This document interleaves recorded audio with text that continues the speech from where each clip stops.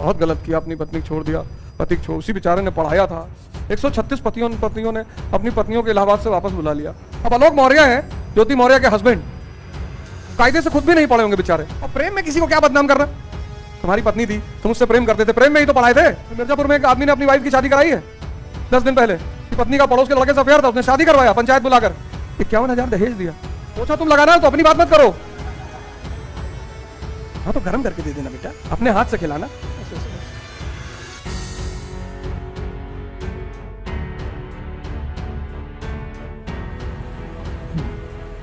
जय हिंद फ्रेंड्स।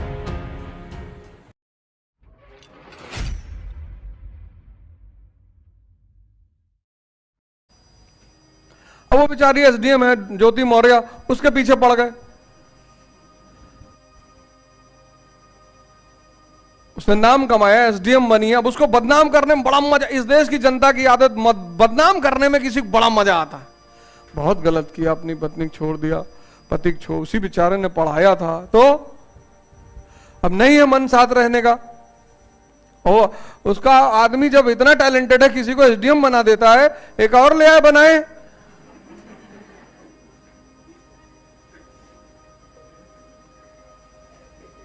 जब तुम्हारे पास इतना टैलेंट है तो एक और बना दो।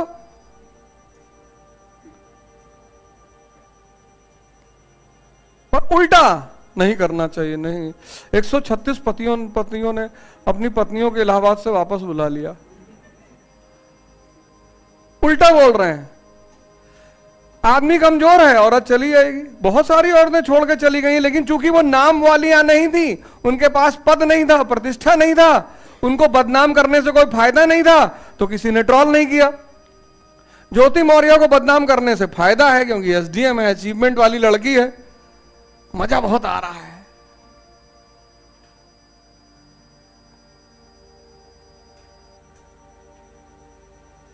इस देश का आदमी उल्टा करता है, उल्टा।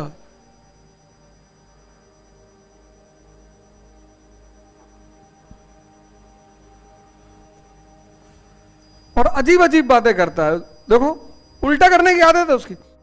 अब आलोक मौर्य है, ज्योति मौर्य के हस्बैंड, कायदे से खुद भी नहीं पढ़े होंगे बेचारे। और प्रेम में किसी को क्या बदनाम करना? तुम्हारी पत्नी थी, तुम उससे प्रेम करते थे, प्रेम में ही तो पढ़ाए थे।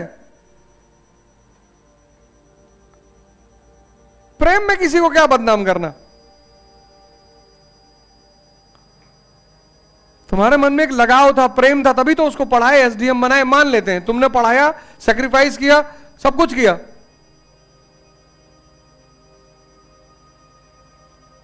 प्रेम तो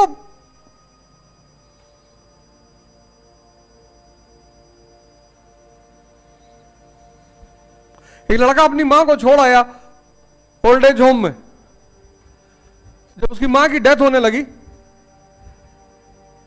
तो उसकी मां ने अपने बेटे को बुलाया कि अब तो मेरा अंत समय है, मैं 10 साल ओल्ड एज होम में रही, वृद्धाश्रम में, बेटा मेरा एक काम कर देना, एक फ्रिज रखवा देना, एक खाना गर्म करने वाला रखवा देना, एसी लगवा देना।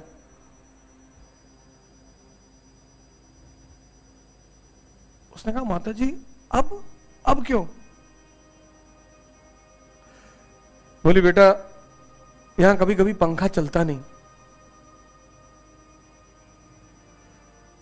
और तुम गर्मी बर्दाश्त नहीं कर पाओगे, क्योंकि आओगे तो तुम भी यहीं, तुमको ठंडा खाने की आदत नहीं है बेटा। सोचो, वो 10 साल वृद्धाश्रम में रही, मर रही है, मां है, लेकिन प्रेम में उसको अपने पुत्र की चिंता है कि अगर उसको यहां आना पड़े तो उसको दिक्कत ना हो।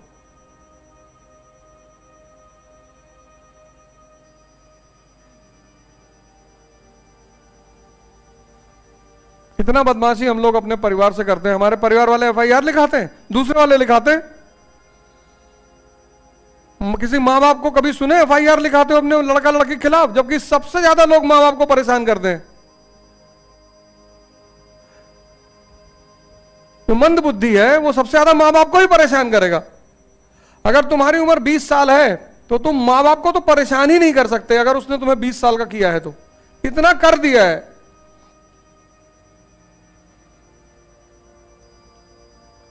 प्रेम में किसी को क्या बदनाम करना, और शक्ति है तो किसी को क्या बदनाम करना। इसका मतलब आपके पास दोनों नहीं है, न शक्ति है न प्रेम है।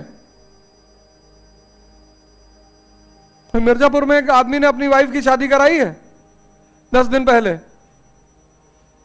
उसकी पत्नी का पड़ोस के लड़के से अफेयर था, उसने शादी करवाया पंचायत बुलाकर, 51,000 दहेज दिया,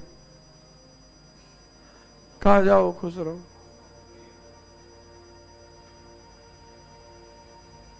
जाओ।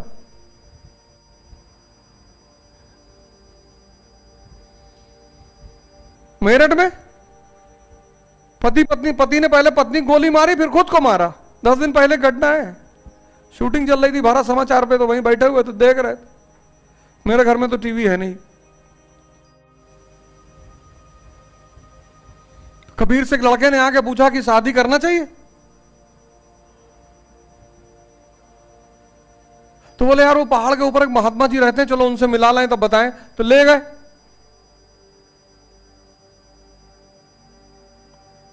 मिलाने के लिए। फिर उस युवक से कहे जाओ, तो जाने लगा। तो पूछे, तो उस युवक को बैठाया अपने साथ वहीं पे।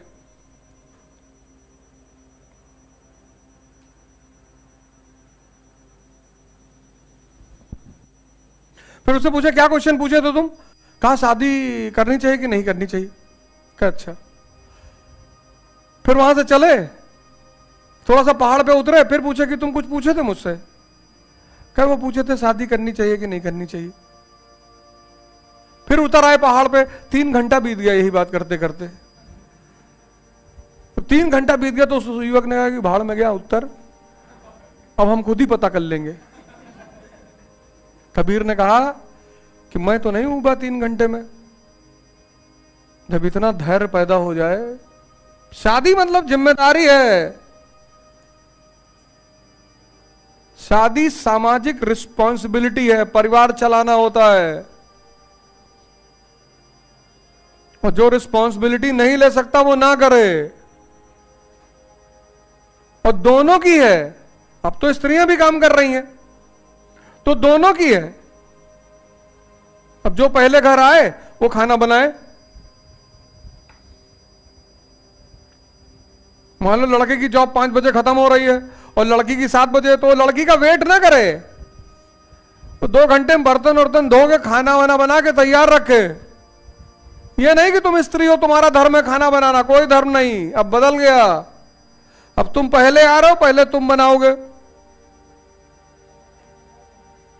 पोछा तुम लगाना है तो अपनी बात मत करो।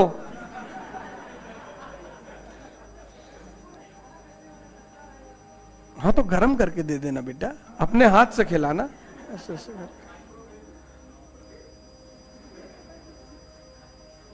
कहती नहीं है बीड़ी जलाइले जिगर से पिया जिगर में बड़ी आग। तो तुम जो है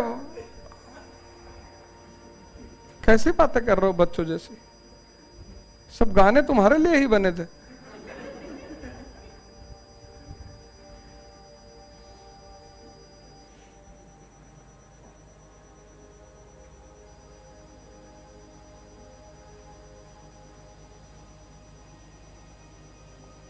पुरुष कहता है महिला से, न लिहाफ न गिलाफ ठंडी हवा भी खिलाफ, ससुरी जा पड़ोसी के चूल्हे से आग ले।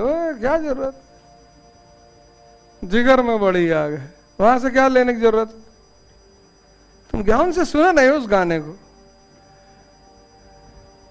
जो जिगर का टुकड़ा है उसको जिगर की ही आग देना है।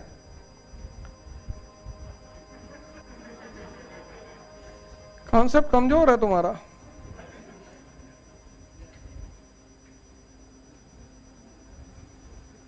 ना यार तुम किताब कायदे से पढ़ो ना, तुम पिक्चर देखो कायदे से।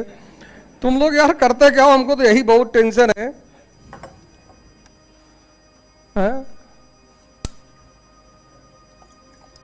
इस देश में ह्यूमैनिटीज पढ़ाई नहीं आती 12th तक। 10th तक जो लोग पढ़ते हैं उनसे कहा जाता है हिस्ट्री पढ़ के कोई नौकरी नहीं पाता। और फिर वही लोग आकर आईएएस की तैयारी करते हैं बिना आधार बिना बेस। साइंस के बच्चे को ह्यूमैनिटीज का अप्रोच ही नहीं पता। कुल मिलाकर जब आप ग्रेजुएशन के बाद तैयारी करने जाते हैं तो 2 लाख रुपए फीस का शुद्ध नुकसान होता है बिना बेस। श्रेय यथार्थ 18 मई से एनसीईआरटी कोर्स शुरू करने जा रही है, 4:30 बजे से लेकर 6:30 बजे शाम। 12 से 15 महीने में आपका पूरा बेसिक्स क्लियर कर दिया जाएगा। जितने भी लोग 12th कर चुके हैं उनके लिए तो बहुत अच्छा अवसर है। 12th के बाद जो ग्रेजुएशन फर्स्ट 12th कर चुके हैं, ग्रेजुएशन फर्स्ट ईयर में है, सेकेंड ईयर में, थर्ड ईयर में, उनके लिए बहुत अच्छा अवसर है, बहुत बेहतरीन अवसर है उनके लिए। यहां आकर 4:30 से 6:30 में एनसीईआरटी के इस कोर्स को ज्वाइन करें। और सबसे अच्छी बात क्या है, आपका 12 से 15 महीने के बीच में पूरी एनसीईआरटी कराई जाएगी, जिससे कि जब आप जीएस की कोचिंग ज्वाइन करें तो आपको यह ना पूछना रहे कि इकोनॉमी क्यों पढ़नी चाहिए, हिस्ट्री क्यों पढ़नी चाहिए, ज्योग्राफी क्यों पढ़नी चाहिए। और इस कार्यक्रम को मैं खुद लीड कर रहा हूं, मेरे नेतृत्व में यह कार्यक्रम चलेगा। यहां पर श्रेय था 4:30 बजे से 6:30 बजे। Thank you.